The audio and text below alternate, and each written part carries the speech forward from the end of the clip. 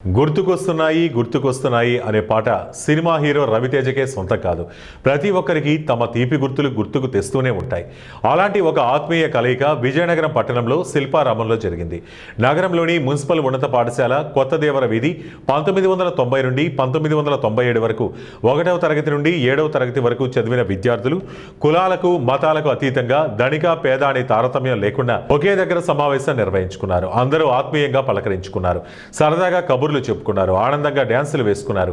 Group ఫోటోలు దిగి ఎంతో సంబరపడి చరిత్రలో మర్చిపోలేని రోజుగా అందరూ కలిసి విందును ఆరగించి ఒకరిని మరొకరు కలుసుకుని ఆనందం వ్యక్తపరుచుకున్నారు.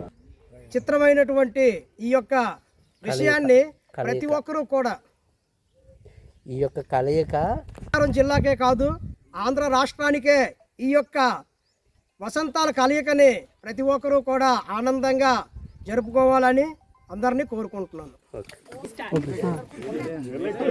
ఈనాటి కార్యక్రమానికి విచ్చేసినటువంటి ఆత్మీయ బృందానంతటికీ కూడా నా ధన్యవాదాలండి.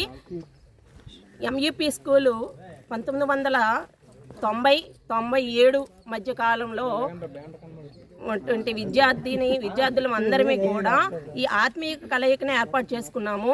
ఇది చాలా సంతోషకరమైన విషయము.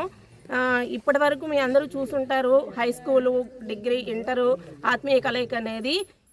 యూపీ స్కూలు నుంచి అందరూ ఒకరినొకరు కలుసుకోవాలని ఒకరికొకరికి అనుబంధం అనేది ఎంత ఆసక్తి బంధం అనేది ఎంత బలంగా ఉన్నదో ఈనాటి కార్యక్రమాన్ని చూస్తే తెలుస్తుంది. ఎంతో దూరం నుంచి కూడా వచ్చారండి అందరూ. మగవాళ్ళందరూ రావడం కన్నా ఆడవాళ్ళు, నా మిత్ర బృందం అంతా కూడా ఇక్కడ మీకు కనబడుతుంది. వీళ్ళంతా ఉత్సాహంగా వచ్చి పాల్గొన్నారు. వాళ్ళ ఒక సంక్రాంతి సంబరాలు ఎలా ఉంటాయో అలా ఉందండి ఈనాటి కార్యక్రమం.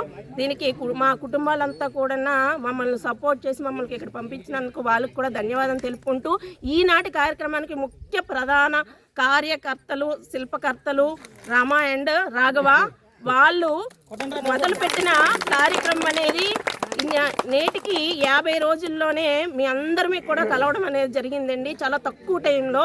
ఇది చాలా శుభకరమైనటువంటి ఆలోచన. ఇటువంటి